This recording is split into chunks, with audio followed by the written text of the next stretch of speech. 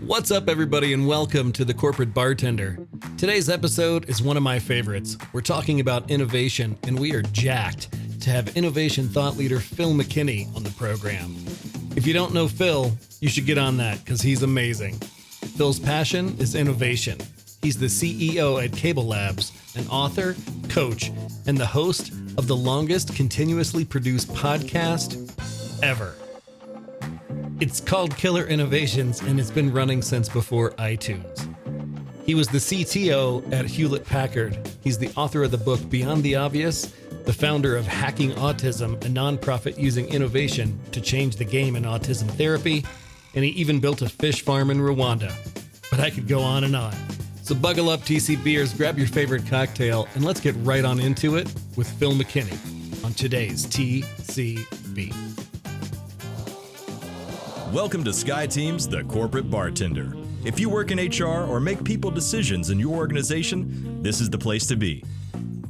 Now pull up a stool, belly up to the bar, and join us for The Corporate Bartender. Well, welcome, everybody. Corporate Bartender, it's Wednesday, episode 83, 21st of April. This year is just whizzing by. Today's going to be a good one. We've got a special guest today. We've got Phil McKinney, thought leader, innovation thought leader, and Lori's boss. So if you guys ever were looking for a perfect opportunity to get Lori in trouble, this is it. Today is your lucky day. I'm trusting you, people. Phil McKinney. It's good to put a face with a name.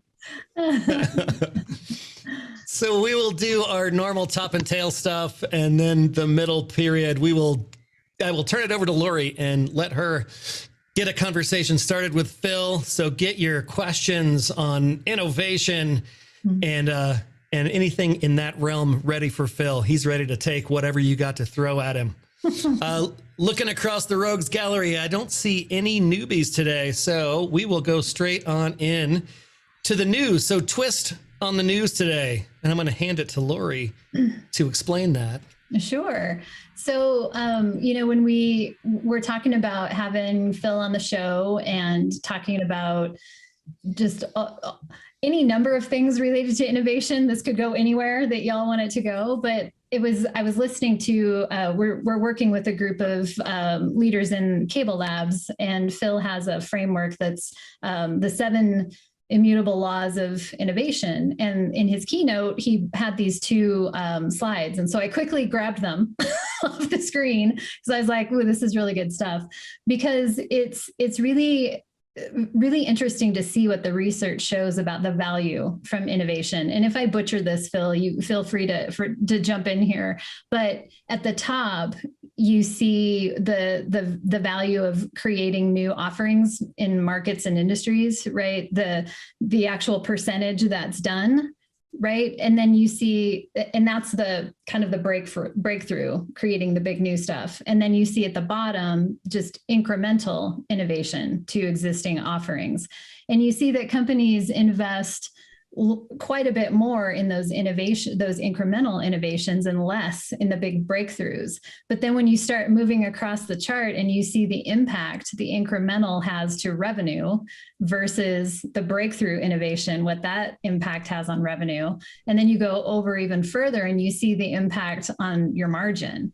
And so it's this huge driver that people maybe don't recognize. And if, the proportions are kind of interesting, right? We invest more in incremental innovation, but it has a smaller impact on revenue and margin, as you go along. So I thought that was pretty cool. And then the CEO survey, I got to make this bigger because I can't. Let's see. I thought this was great too, that they interviewed a group of CEOs and asked these questions, right? Innovation has increased in importance over the last 10 years, 92%. Yes, it's super important. Really, really got to have it. Innovation plays an important role in assessment of our company value. Sure, right? 73% said that's important. confident in their ability to manage and measure innovation impact. Wah, wah. Like, we're not really sure how to do this, or how do we get our arms around this? And so, right, the leaders of these companies are like, yes, this is super important, and we don't really know how to do this very well. And so, enter Phil McKinney, who he knows how to do it really well. has quite a bit of experience under his belt, certainly. And so Lori, who is this Phil McKinney character anyway? Let me tell you. I'm glad you've asked. So, in addition to being my boss, Phil is the president and CEO of CableLabs. But his history, right? He's been in the technology game or the innovation game his entire career. He has started more than a dozen tech startups, with a vast majority of those having successful exits, including successful IPOs. He's the former chief technology officer at Hewlett Packard. And at the time he retired, it was the largest technology company in the world. And he was with HP for about 10 years, retiring at the end of 2011. We'll say retiring. That wasn't working out for him. And so in 2012, our board of directors convinced him to join CableLabs as the president and CEO, very centrally because of that focus on innovation and recognizing that CableLabs needed that kind of emphasis in order to kind of launch us into the future, right? Where we were and moving forward, that we really needed to have that focus. So he came to us in 2012. He's written a book. I've referred some of you to it. It's called Beyond the Obvious. He's won multiple awards in recognition for that book. It's been translated into a bunch of languages. In his free time, I don't know when that is, but in his free time, he and his family, specifically one of his daughters, but his family is involved in a nonprofit organization called Hacking Autism. And they host events to find solutions for autism therapy and employment for those on the spectrum, and technologies that could be beneficial for people working with autism. And it's really kind of a passion project for him, and brings innovation practice into that, right? He and his wife, Michelle, have been really instrumental in supporting the development of a fish farm in Rwanda that also has helped fund the building of a school, a brand new school in Rwanda, completely underserved, very, very rural, no running water, no electricity, right? It takes a lot of innovation to figure out how to make that happen too. So, and I've always appreciated that all of the profits that come from the radio show and the book and speaking engagements, all of those things, he and his family donate to these nonprofits to, kind of continue to push those forward. I've also referred several of you to his podcast. It's called Killer Innovations. And we were just chatting with him before y'all came on. This is season 17. He started this 17 years ago. Is that right? 17 years, I guess that would work out. March of 2005 was episode number 1. There you go. So longer than that. And so it's the longest running podcast in history now, I believe. Is that the right label for it? I just continuously produce podcasts in history now. Yeah. I just love knowing that episode 1 was recorded in a bathroom in a Marriott in Arizona. That's Was it called a podcast? Yeah. Did you actually use that term? Yeah, podcasting actually got started technically with a new little feature in what's called an RSS feed in December of 2004. But I remind people I was podcasting before iTunes. Right. I've got listeners that are younger than the age of my podcast. That's awesome. So suffice it to say, could go on and on, but Phil's got a fascinating track record and history in this technology innovation game. We, from his book, Beyond the Obvious, we created basically a week-long, 4-day intense, immersive experience that's called the Innovation Boot Camp. And so we teach that twice a year, partly CableLabs employees, some of our member companies, employees from there, sometimes vendors, and basically take them through the framework that's written in the Beyond the Obvious book. And we do this, like I said, twice a year. And I think I've done maybe 12 or 15 of these by now. And every time we're at these events, there's some downtime while the participants are doing different things, and I'll be hanging out with Phil at the back table or whatever. And every time there's some huge story that he tells. It's just like, what? That happened too? It's like, how did you get to this point and not know that story? I know. I'm like, because there are so many. There's still new stories. So anyways, I wanted to kind of kick things off and ask you a couple questions, but for anybody, that has questions about innovation in general, certainly, but innovation in your own workplace, right? And how do you light that spark, or how do you make that move? He's worked with a lot of organizations around that too. But I want to first ask, so Phil, how did a kid from Chicago end up getting in the innovation game? Yeah, well, that's kind of a little bit of I'll give you a little bit of context and history. So I grew up on the south side of Chicago, and my original major was actually to be an architect. If you grew up a kid and you have any kind of a visual arts perspective, and you grew up in Chicago, you want to be the next Frank Lloyd Wright, right? So I got admitted to the University of Illinois at Chicago, which is where the School of Architecture was located at. And then quickly figured out that, hey, there's this new thing called computers. This looks pretty interesting. Never had put my hands on one. And actually, I was part of what's called a Saturday program provided by the National Science Foundation. I got selected to participate. So I did my senior year in high school and my freshman year in college at the same time. I wouldn't recommend it. It kind of ruins any free time to have fun in your senior year. Kept me out of trouble, and given the neighborhood and my friends, it was probably a good thing. But that's where the first time I really got engaged on the computer side. But years later, when I got recruited to my first job, I got recruited by a guy by the name of Bob Davis, very well known in the software industry back in the early 80s. And Bob recruited me and was my mentor and my boss. And even to this day, in fact, if you read my book, you read the dedication page, the book's dedicated to my parents who are no longer with us, and Bob Davis. You'll hear me talk about Bob Davis on the show a lot if you've listened to many episodes. But Bob's mentoring was what really sparked it. It was him telling me, like, hey, you can be a great software engineer. And my background is computer software, specifically computer graphics, with a very specific focus and high-speed pattern recognition. So if you hate facial recognition or fingerprint biometric systems, I'm sorry. It's your fault.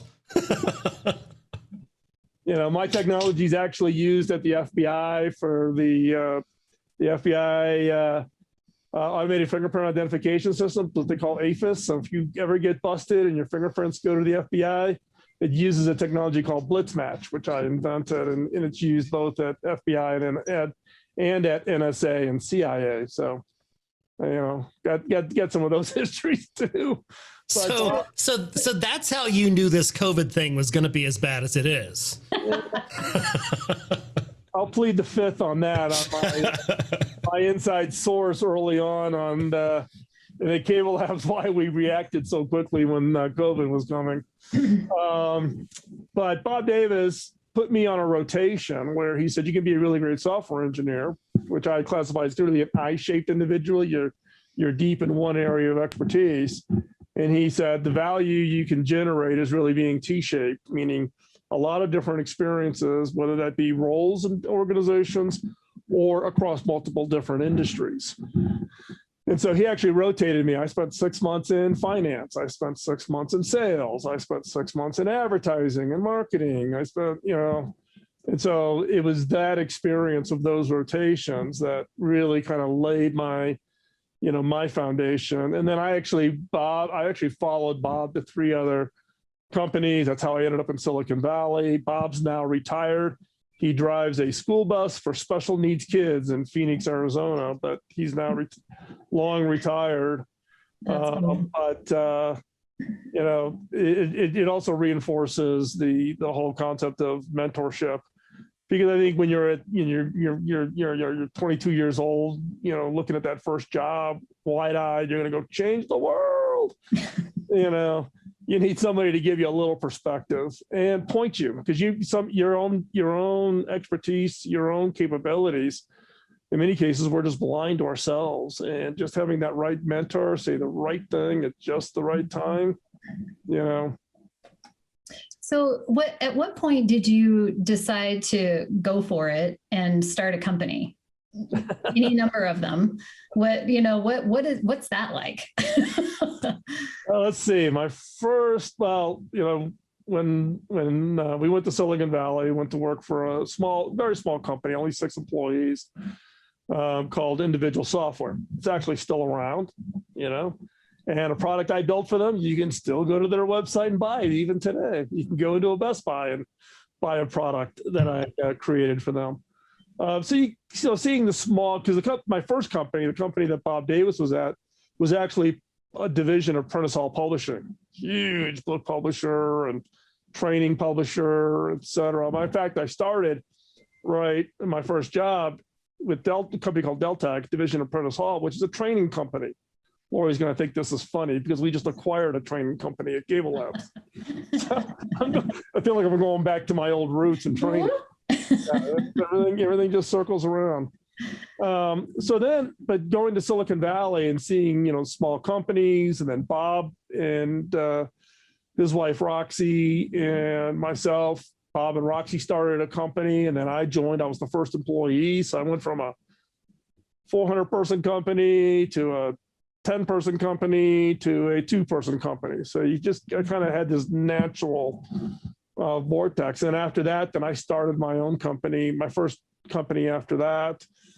And then I was a founder of a company called ThumbScan, Fingerprint Biometrics. That's where that work came from, Gordian Systems, And as Lori mentioned in my bio, I did 12 startups before I was one of the 5 founders at Telligent, which we started in 1996. And that's the one, we grew that to 3 billion.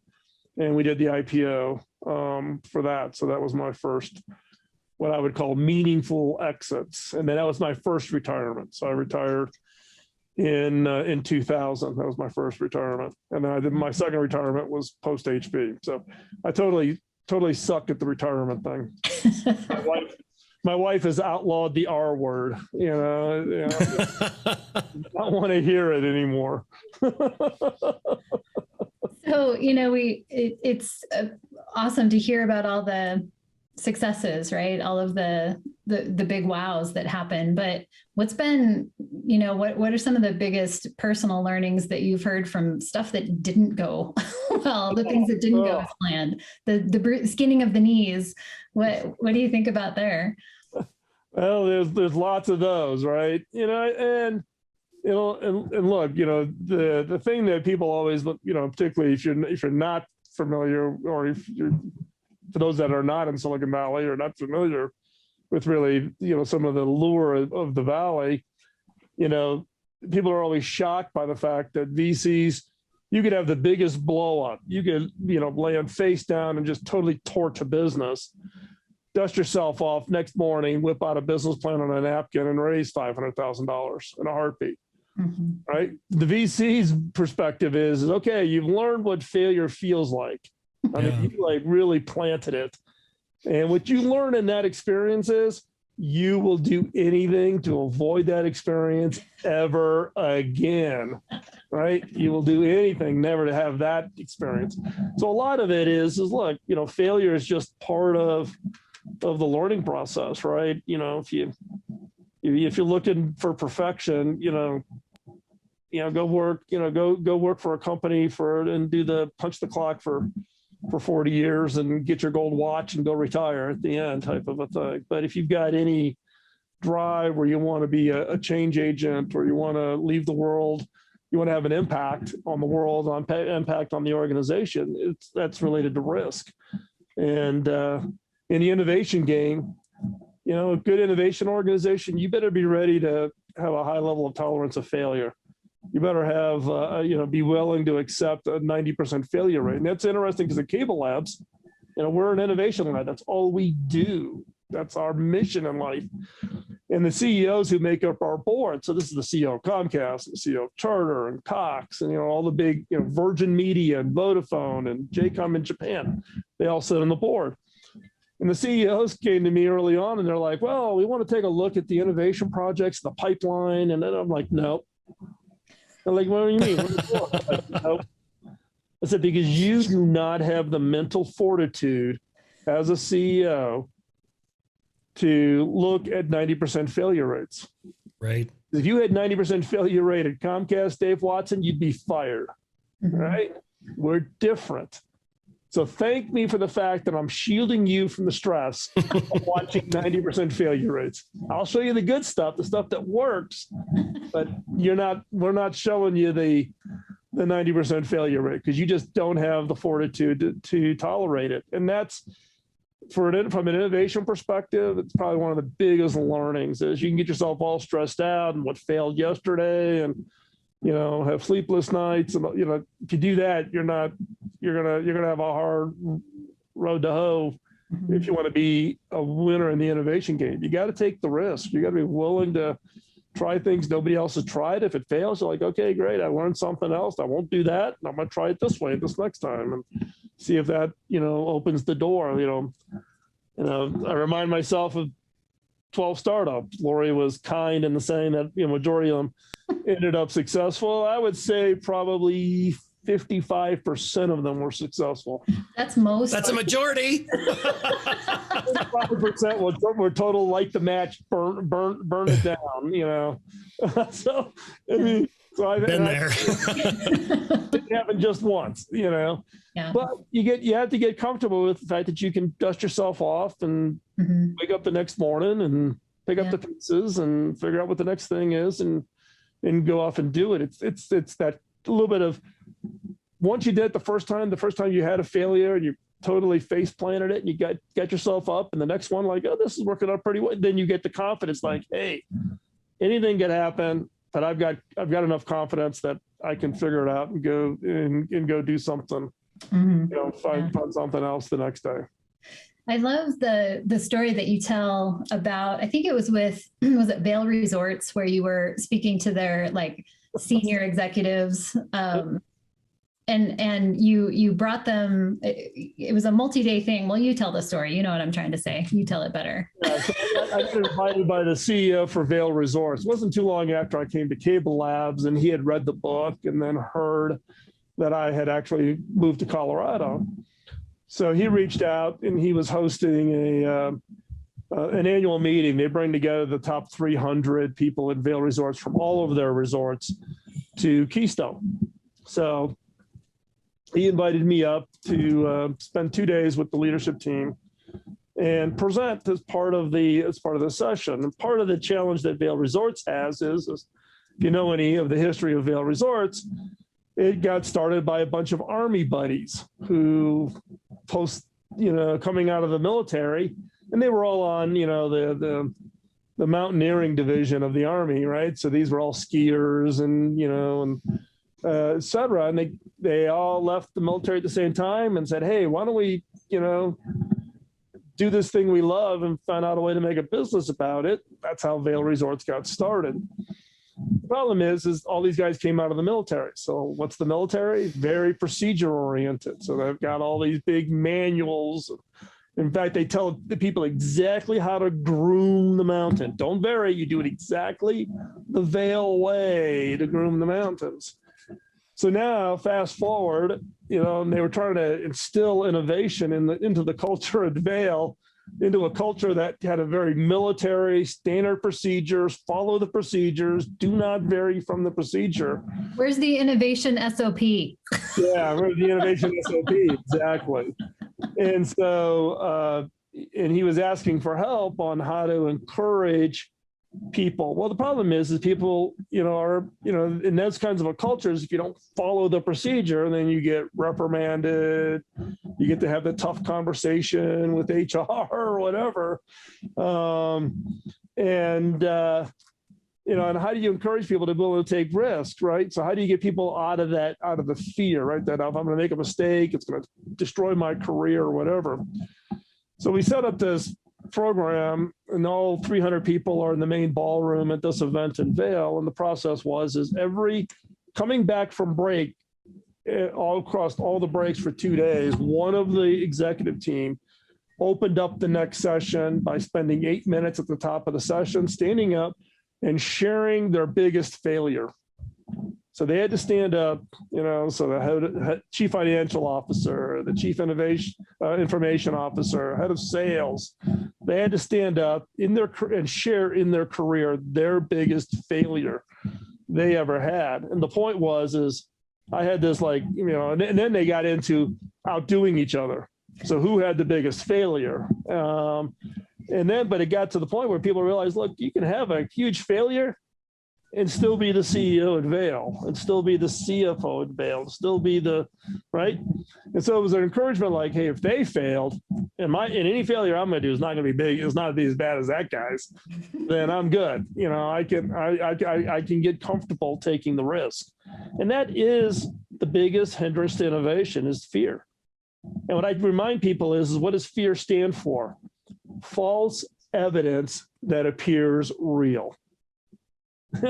we as humans, we can self-talk ourselves into thinking like, oh my God, if this thing blows up, all of a sudden I'm going to lose my job.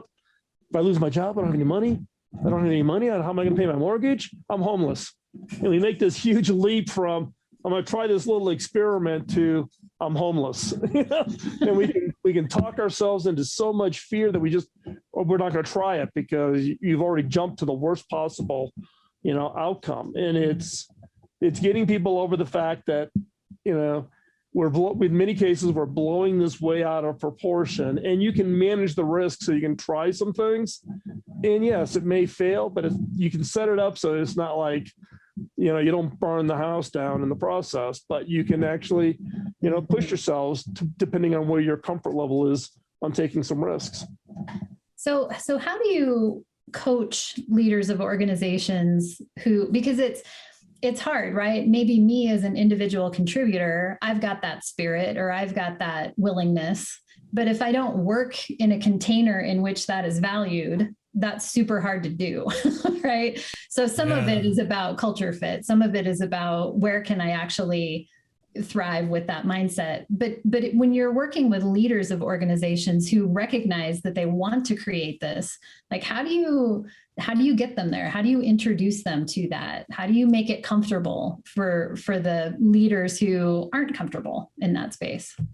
Well, I mean, one is you're not going to turn somebody around and just make them, knocking it out of the park, right? We were talking a little bit about incremental innovation versus game-changing breakthrough kinds of innovations. Incremental innovations are just fine, right? And what I tell people is even if you're an individual contributor, but you're trying to be an innovation influence inside of an organization, just find some early quick wins that you can push a little bit. So you grow into it. It's not like I got to go from here to here.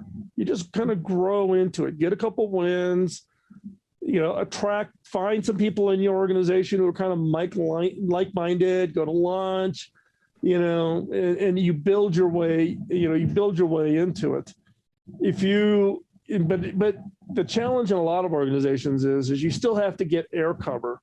You got to go find somebody in a leadership role who is, maybe that person who has an innovation heart, but they kind of got burned out, trying to do it before, right? So you got to, search around a little bit and find somebody who's in a leadership position who you can get to kind of be a little bit of a sponsor. You're not asking for them to take the heat for you, but you want somebody who can kind of give you a little bit of air cover and be a little bit of a voice of helping you champion the importance of innovation inside of an organization, because we're Lori and I are, teaching this program around the 7 laws of innovation. There's a whole story about how that came together. Talk about the HP and its not so great days. But one of the key law number one, in fact, of the 7 laws is the law of leadership, right? And that's leadership within a team, leadership within an organization, leadership, on a more broad, context. So you have to have some form of leadership that's going to support innovation. Otherwise, you're just running into what I refer to as the innovation antibodies, the naysayers. Oh, that'll never work. We've tried it before. It's going to cost too much. Somebody else has already thought of that. Think of every naysayer's negative comment on one of your ideas. We've all run into them. And if you don't have somebody in the leadership organization that's supportive, that becomes a challenge. And in some cases, some organizations just are not, they're going to be challenging. It's just going to be hard to do. And people need to make the decision, is this the right organization, for what it is. But I wouldn't throw the towel in. I've seen organizations that 99% of people would write off, but you get the right person in there, with the right personality that can attract people to a vision. And that's what innovation is. It's establishing a vision of what this organization could be like if you could bring the organization together around this. So Mark put in a question in the chat. Do you see a difference between private versus publicly traded organizations with their innovation tolerance? And I would toss in there your forays into the government and military organizations.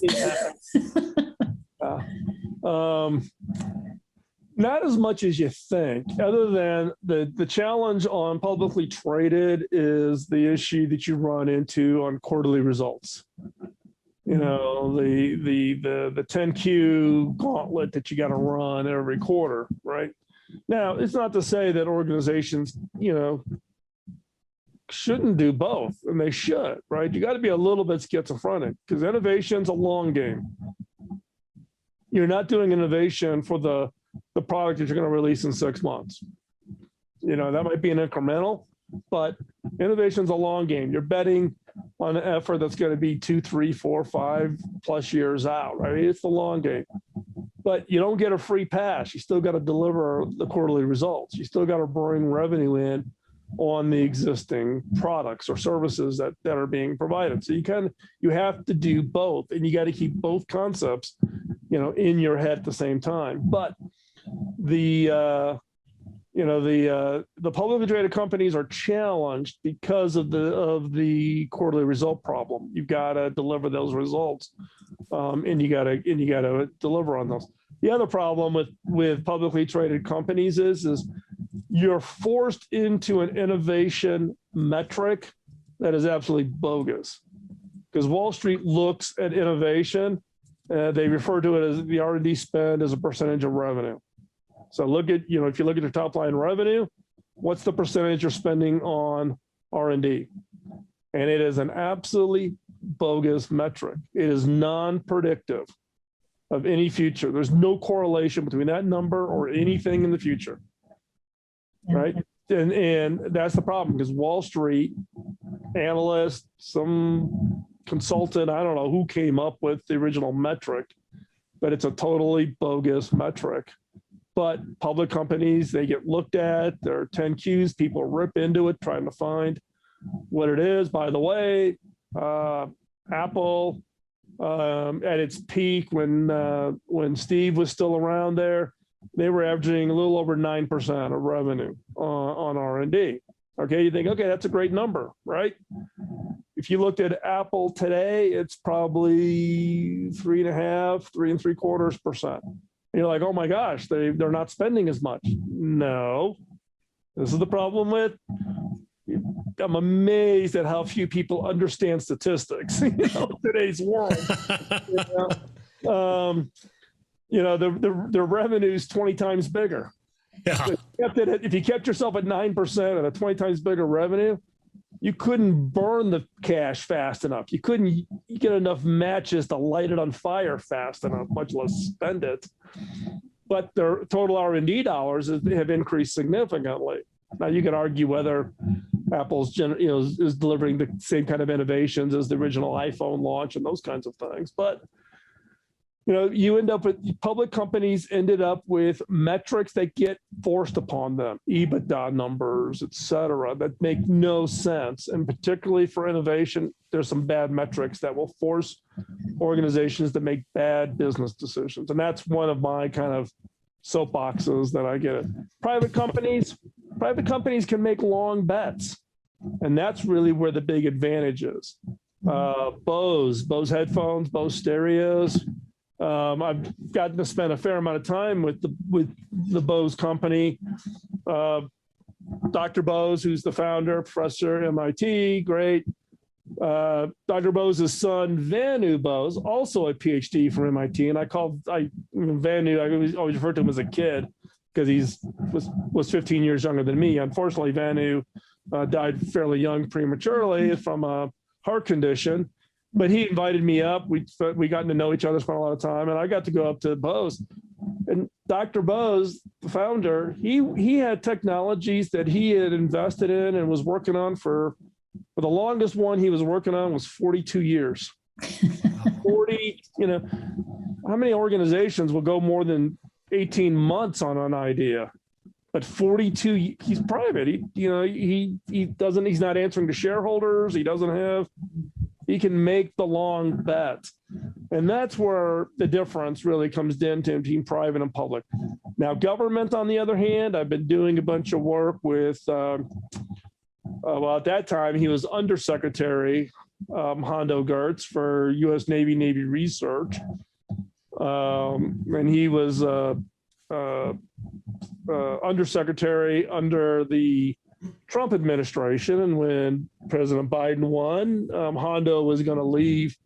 He was obviously he assumed that he would be leaving his role. He was a 35-year colonel in the Air Force. And then turns around and Biden asked him to stay, and now he's up for Deputy Secretary of the Navy. And Hondo brought me in, and we've been teaching workshops for U.S. Marine Corps, U.S. Navy, on innovating really exciting stuff. Procurement. How do you fix the procurement problem within the government? Wow. Good luck. That's a big problem. That is, that's what I refer to as a wicked problem, like really hard. And the government, though, from the standpoint, people kind of write them off, they're just they're all process geek. No, the people in the government, really smart. We way underestimate them, and they want to change. They want to make things better. But, what I refer to as the corporate hairball problem. Corporate hairball is something breaks, some employee does something wrong or whatever. So what does someone do? They put a process in place to prevent that employee from doing something. So that's one more hair on the hairball. If some employee does something else crazy, and they put one more hair on the hairball. So everybody adds hair to the hairball. Nobody ever takes a hair off the hairball. Right? Are you describing HR, Phil? I think you're describing HR there. Lori gets to hear this all the time, and now she even catches herself. But she'll say something. She goes, "I'm not talking about a process." Don't use that word. Lord, no, don't use the word. Don't use the P word in front of Phil, right? Because it's added on and added on and added on, and we just get this complex thing that adds friction to the organization and frustrates staff, and it's always about the edge case. It's always about the 0.5% situation. Yeah. Right. And I have a really simple answer for the edge case. Fire them. Fixes the problem. Right. And this is one of the things I tell because I coach CEOs, and one of the things I tell CEOs is, and the CEOs will, particularly CEOs are new into an organization, right? And they come to me, and we're chatting or whatever, and then after a while, things, they've made some changes, and now they're kind of in the groove or whatever, but they're still complaining about some part of the organization, whatever. And I go, look, you get the organization you deserve by the worst actions you allow to happen. Ooh. If you allow someone on your staff to get away with something, you tolerate it, you deserve what you get. Because that one person will infiltrate the rest of your organization. So you get what you deserve. So if you don't like what you're getting, change it. Change it. Fix it. Don't whine about it. You get what you deserve based on the worst actions you allow happen. And, you take ownership. And, in the case where people are doing, like expense, games, right? People, it used to be you tore the receipt off of the bottom of the restaurant receipt and you stuck it in your pocket and you kept it just in case you needed to quote submit a cash receipt, right? You find all these games people play, and when you find somebody that's abusing the system, the simple thing is not to change the travel policy where, those kinds of receipts aren't allowed, or you need 2 forms of ID, or, whatever crap you do, which then impacts all of your staff. Fire the person who was Fire that guy. who's cheating the system. Everybody else kind of figures it out. Don't do that. Off up the hairball. Hey, Phil, we had a question come in from Evans. He said, there's actually a couple in there. If a person is I-shaped, what steps would you suggest for them to becoming T-shaped? What's the path? Well, a couple things is if you've been in the kind of a single role in a single part of the organization, look at what your skill set is, not just your job function, but I mean, what your skill sets, your skill characteristics, good people person, communicator, charismatic, or detailed oriented, whatever. Take those characteristics and see if there's other roles within that organization that you could potentially either, step up and almost volunteer to say, hey, I can come over and help that team. They're, give them a skill set that maybe they're lacking, or move over and take on entire roles. I've done many parallel moves. It's not always a promotion move. Yeah. Take a parallel move. Twice in my career, I actually took a step down role. Yeah. Right? Because, oh my God, you're sidetracked your career, right? It's like, no. Because it is about that experience. And I've done everything from, Big Six Consulting. I ran the global telecom consulting practice for Computer Sciences Corporation. I've done, venture capital startups in the biometric space. I've done training companies. I've done telecom billing companies. I've done, telecom launch. We launched an entire telecom company in the form of Telligent, right? So it's all been, it is that variety, but you can do it within a single organization like HP.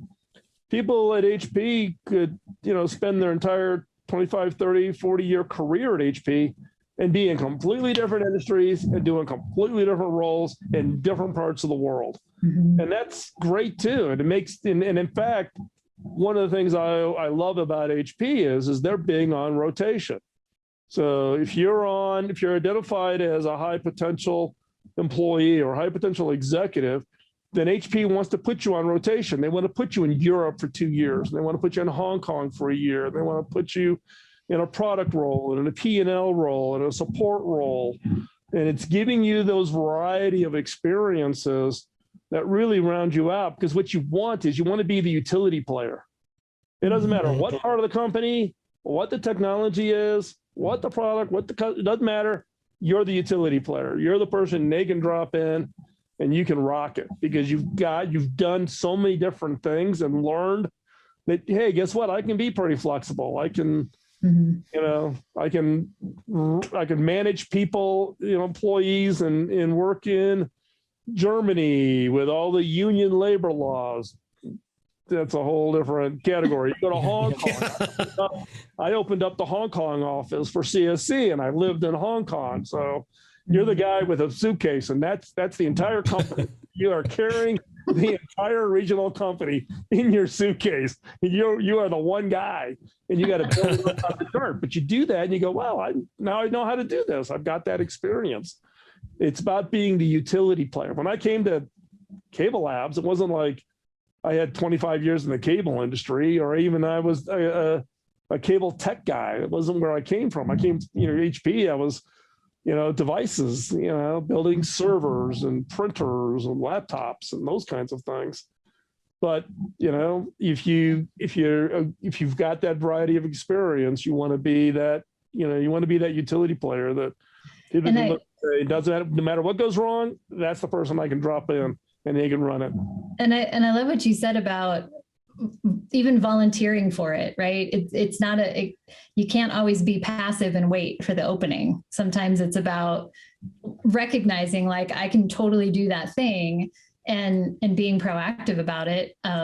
Plus that demonstrates a characteristic of you that's going to be valuable to the organization too. And Lori, you hit on a good point, right? There's a lot of times when, that thing over there that you're really interested in, and there's like a list of 5 things that they need skill set wise. And you sit there and you go, I got 4 of them, but I don't have the 5th one, so I'm not going to apply. Wrong. Like, I had 4, I'll learn the 5th on the job. I'll learn really quick, give me a shot, right? So you got to ask, in fact, in my case, Lori, I shared this with Lori, and it probably drives Lori nuts, early on, right? And, Lori, I now have Lori do all this new hire salary negotiations. I don't do it. Because I just, as a policy in my entire career, I have never negotiated my salary. I've never countered any offer that I've ever been offered in my salary in my entire career. Even when I came to CableLabs, I didn't negotiate. And Lori's smirking, right? Because that knows the story, and she knows that's, I now put her, because everybody wants to negotiate. It's just like, it's so foreign to me. I'm like, you kind of have to do that though sometimes. I'll talk to him. They said no, Phil. But that's been my history. What I have focused on though is keeping my eyes open where I think I can learn. Mm-hmm. For me, it's all about where is it I can learn. Where is it that I've got part of those skills, but I don't have that experience. And boy, that would really, round out my career. So I have 3 kids. My youngest, Logan, he works for Disney. He's been at Disney 12, 13 years now. They had him in Orlando. He went to Anaheim at Disneyland, and now he's back to Disney World, right? So at Anaheim, he's on the advanced management track. So they're moving him around to give him a variety of experiences. So he calls me up one day and he goes, "Hey, I'm doing my next rotation at Disney." And I'm like, "Oh, great. Where, they asked him, where do you want to go next?" And he goes, "Yeah, and I'm really excited. I told him that I wanted to go to sanitation." Mm-hmm. What? You're talking about like the guys that are all dressed in white with little brooms that walk around the park and sweep the park? He goes, yeah. I'm like, "Okay, explain this to me. Why sanitation?" He goes, "Look, I started off in rides and attractions. I have done the hotels, the resort side of it. I have, I've done catering, the food side of it." He goes, "Now I'll have sanitation. The only thing I haven't done would be retail, the stores. Other than that, I've done 100% of all the management leadership roles at Disney." And he says, "I want to make sure I can check all those off." He says, "I think it'll put me in the best position for any opening role that pops up." And I'm sitting there going, I'm going to take credit for that. You learned that from me. You've been listening. And I'll take credit. I'm sitting in my head going, "Oh crap, this kid is smart." He has figured out the game. Awesome. So Phil, we had another question. This one's from David. He wants to know if you can talk about what you've learned along the way in managing the board relationship, specifically overactive board members, quick turn of investment types. How do you balance innovation with a set of board expectations. Yeah, well, that can be tough. Now, fortunately, like for instance at CableLabs, when I got approached, because I'd retired out, I'd left HP December 31st of 2011. Meg Whitman asked me to stay till the end of the year, which I did, and I stayed literally till the end of the year. 5 p.m. There was nobody for me to even hand my badge into on my last day.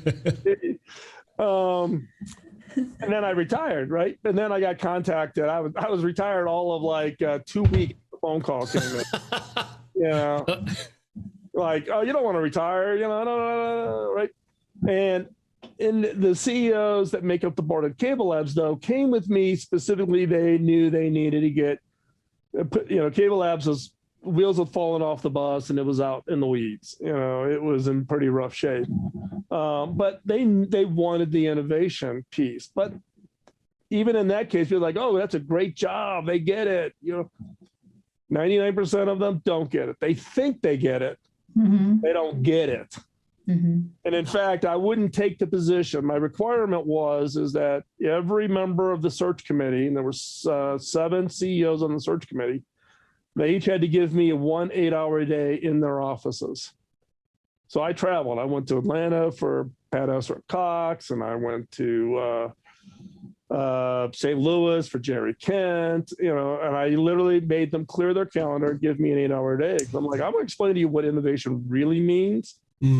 And I want to make sure we're on the same page before I walk out. Because I said, if you're looking, you want to bring me in because I'm the retired CTO from HP and I'm just window dressing, go hire somebody else. I'm retired. My wife and I are moving to Nashville. That was the original plan, was Nashville.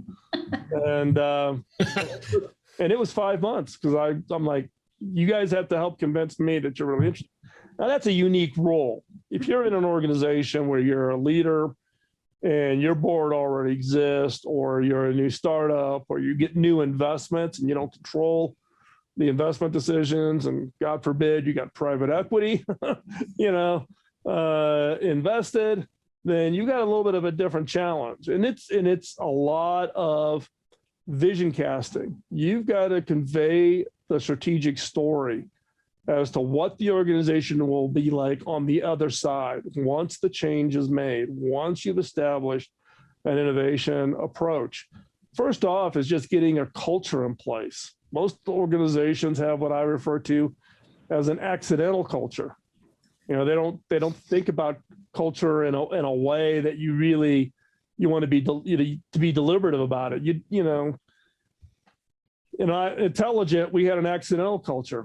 5 of us, our chairman of the board was a guy by the name of Alex Mandel. He was the former president of AT&T. And we ended up hiring a lot of people from MCI and Bell Atlantic and all the old Bellco, the Bellhead companies and all that. But we had an accidental culture. We weren't deliberate about the design of the culture. And I'm willing to make a bar bet with anybody on here. Lori's giving you a signal. Don't take the bet. A bar bet with anybody on here that I have the craziest HR stories you have ever heard. Ever heard. I think we have to have I think we're going to have a special episode just for that. Yeah. I shared one in the 7 Laws workshop last week, and people didn't believe me. I'm like, yeah, that happened. So that's have to have a crazy off on that one at a later point. I think we can out crazy you, Phil. I don't know. Pretty bad. It's I pretty think bad. we should have an episode where we each bring our one just crazy HR story. I'm so down for that. Yes. Yes. Maybe Change we the just name to protect the guilty. we don't record that one. That's like serious kind of silence there. You're not going to qualify for the Apple Podcast flag. At least for the ones I would share with you, it would not qualify for that flag. You would have to be explosive. We'll invite you. We'll invite you to that one, Phil. You bring up just to compete. So Go ahead. Yeah, so there's one more question from Ruby, and I think this is really, really spot on. Great question. So innovation requires so much continuous learning, which can be uncomfortable and risky and fearful for some. So how do you coach someone wherein they're in that conscious incompetence, right? I know that I don't know how to do that thing, but how do you get them to move out of the fear and discomfort into fierce courage? When they're ready to take it on. That in that particular case, it's hard to do on your own, right? Mm-hmm. You need to find a mentor, a partner. In some cases, it could be your significant other. Early in my career, it was my wife. Now, my wife and I, both there again. Lori had met my wife. She's amazing. Definitely. Well, Gabby and Stacy have met her. She's a force. Bar none, she is a force, right? But my wife and I met at 14. We started dating at 17, and we were married at 20. Mm. We just celebrated our 40th anniversary. 3 kids, 5 grandkids, right? But early, in our marriage, it was her basically kicking my butt. Most people, when they meet me or they hear the podcast or they've seen, my videos or whatever, or seen me on stage at CS or something, or whenever I speak publicly, like, wow, you're this really outgoing guy. Well, I'm really an extrovert introvert. If I'm on stage, the joke is, give me a microphone and I'm ready. I can rock and roll, right? But go to a party or go to a conference, I'm not the guy out there doing the, meeting people. I'm going to kind of sit back and I wait for people to come to me because I'm just self-conscious of it. And it was actually, and that's a hindrance just for your confidence of being able, can I learn this? Should I take a step forward? Should I take the risk, or should I raise my hand and volunteer? And in that case, early on, it was a combination of Bob Davis and my wife, Michelle, just kicking my fanny, really quick side story. Are we stopping at the hard top? Are we ever hard stopping at the top of the hour? If anybody has to go, they can go. We'll hang around. Yeah. So really quick side story. My wife and I started dating when we were 17. I was 3 weeks from turning 18. We met in Boy Scouts. Yes, my wife and I are a Boy Scout marriage. That is a whole nother show. How did my wife and I become be a scouting marriage, right? So, but we'd known each other through Scouts since we were 14. So at 17, we started dating. She comes to me and she goes, "So how close are you to getting your Eagle, right? The top award for Boy, as a Boy Scout?" And I'm like, "Oh, I'm 3 weeks away because you have to have it done before you're 18, and I'm 4 merit badges short. I theoretically could get it done, but it's no big deal, right? Blah blah." And my wife looks at me and she goes, "I don't date non-Eagles." You're like, right, off we go. So I in 3 weeks hauled Fanny, finished my Eagle with 11 hours to spare before I turned 18. And this was the year that you were doing your senior year and college at the same time. I was part of the National Science Foundation program at the University of Vermont. I was doing, yes, all at the same time. But to this, and in fact, Forbes, there's a video out there. If I'm trying to think, the title of it is HP's Eagle. HP did Forbes magazine did a profile of me. He got done on Forbes video, and they're interviewing me, and this story came up about, was this really true about, my Eagle? And I shared the story, and I get more emails and such from parents who have got sons who are running out now it's girls, right? Because it's co-ed, who are running out the clock on their Eagle, wanting me.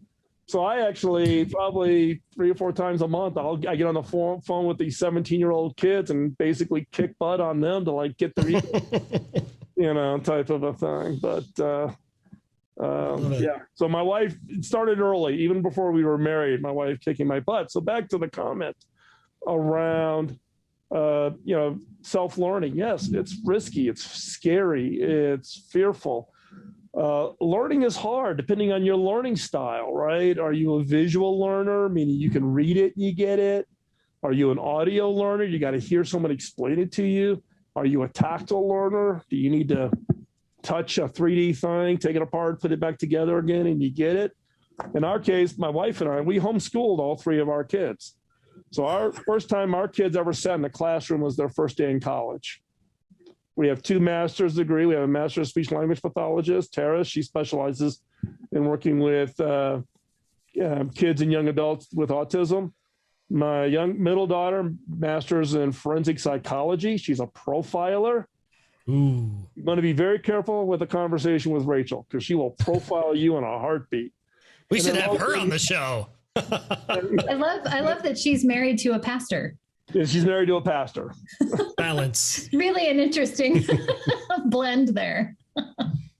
And then Logan, my youngest, has got his bachelor's in marketing with a specialty in digital marketing and works for Disney. So I think all three have done pretty well for themselves career-wise.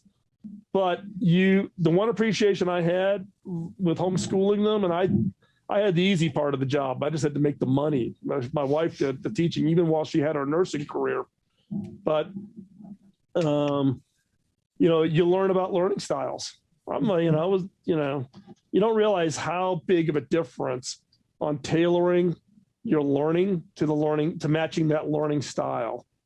And understanding what your own learning style, what your learning preference is in matching that. Because if you learn a certain way, but you're trying to teach yourself something a different way, that also raises that frustration. You're more likely to reject and get frustrated and not complete if you don't match it. And that's probably one of the biggest learnings I had on self-learning. And then, for me, I tend to be more, I'm kind of a mix of all three, but I am much more visual. I'm right here. Here's my Amazon Kindle. Here's my Remarkable 2 for my notes. I'm a big fan of Rome Research as a collection tool for anything I read on any website or anything automatically goes into Rome, which allows me then to, correlate it to everything else. So it's kind of what I refer to as my second brain. Is that Rome, ROAM or ROME? ROAM. Rome Research. Got it. ROAM. Cool. And actually, not too long ago, I did a whole set on, people were asking about all the tools I use. So how do I collect? Because I'm a ferocious reader, whether it be RSS feeds. I think I'm up to like 2,300 or 2,400 feeds into my RSS feed reader. Wow, just a casual pastime for you? I'm doing 3 or 4, right? Someone asked me if I would dump out my entire list of everything that's in my feed so they could load it. I'm like, that's not an easy thing to do. I just can't pump a list out, but then I've got my Kindle, because then if you highlight it, anything I highlight on my Kindle automatically appears in Rome Research. So therefore, that's cool. Highlighting a book, it picks it right up off the Kindle and loads it through an app called Readwise, but it ends up directly into Rome. So amazing. But for me, I've had to automate it because I used to read, back before you had digital magazines, I was reading 65, 70 magazines a month. And I kept them all.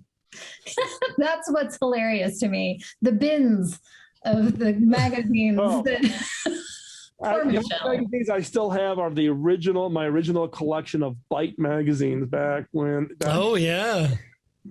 Back in the day. My wife has made me get rid of all of the other ones, but for some reason, I have my quirkiness on reading is I'll remember the article, I'll remember the content, but if I need to go back and I'll pick out the pieces, but I want to go back and reread it. I don't know how, it's just how my brain is wired. If a magazine article starts on the right-hand side and there's an ad on the left side, I will remember the ad. Well, I can pick up the magazine. I know the graphic on the cover. I can flip it looking for the ad, the closest ad, and I know that's where the article I'm looking for is. It's just a weird quirk of mine, and it drives my wife crazy because I'll pick up something and boom, and I nail it. You know, right there in the article, she's like, "You're That's weird. awesome. You're just weird." I know I'm weird. You know? Well, clearly we have lots of room for a part 2 with Phil McKinney. I think that. Oh my gosh. Yeah, thank you so much, Phil, for being here with us today. This has been a fascinating conversation. I've loved it. Karen, she had to take off. She was so grateful. Yeah. We have a small but mighty tribe here, and the folks that weren't able to come today, you know, they'll pick it up. We'll release this one in probably about 2 weeks. Yeah. It'll go out there and go live. If you guys have questions for Phil that we didn't get to or things that you want to know, Lori's got his inside line and can ask him just about any day. So either drop them in here before you go or post them over on the Bartender Network, and we'll make sure that Phil gets the question. And we will definitely look for a time later on this year to have a part 2. And we'll invite Phil to our HR story off that we're going to do. So let's give Phil some big ups for being here today. Woo, woo. All right. For those of you that are going to hang around, we'll do our funny things, our good feel story, and then we'll go have some dinner. So funny things, funny thing number 1 today. My favorite coworker in meetings, 2019, whoever brought snacks. 2020, whoever offers to take notes. 2021, whoever cancels the meeting. Then the next few tweets are from the Mouth of Babes section here. Me and my 5-year-old were freestyling, and he said, hexagon, pentagon, Ramadan, Shaka Khan.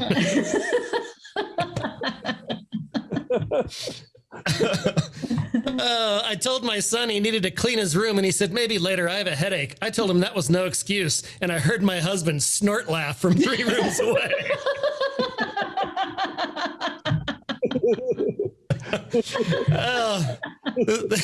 This 2-year-old cracked me up and made me question his environment. Maybe he grew up in the Corporate Bartender here. Are you effing kidding me? My 2-year-old clears the bell in the middle of PetSmart upon seeing a snake in real life for the first time. Oh, here's one on cause and effect. Cause, Tony plays his synthesizer 20 minutes every day. Effect, he's a big nerd. Oh, and you know, kids say the darndest things, but so do 80-year-olds. New neighbor moved in, lady in her 80s, met her 2 sweet dogs this morning named Houston and Houston. One is pronounced like Houston, Texas, and the other is pronounced like Houston Street. And asked her why, and she said, deadpan, to stir shit up. I live for it. Oh, and my favorite funny thing today, I think this is my favorite one. Yeah, from the Twitter account, places where cats shouldn't be. Oh no. Today's good feel story. This is a local one, and I'm gonna play it out of the browser because I couldn't get it to load into my PowerPoint deck today. So here we go. Oops, that's the wrong one. Let me share that one browser tab. This one. There you go. And this video. Let me play this from the top here. Following the deadly shooting at a King Super grocery store in Boulder, Colorado, you guys got the audio? JJ Whitmer was scared. I can't imagine what it would be like to be one of those family members from one of the victims. He knew other people were just as afraid as he was. So JJ and his mom went to grocery stores in the area and handed out flowers to employees.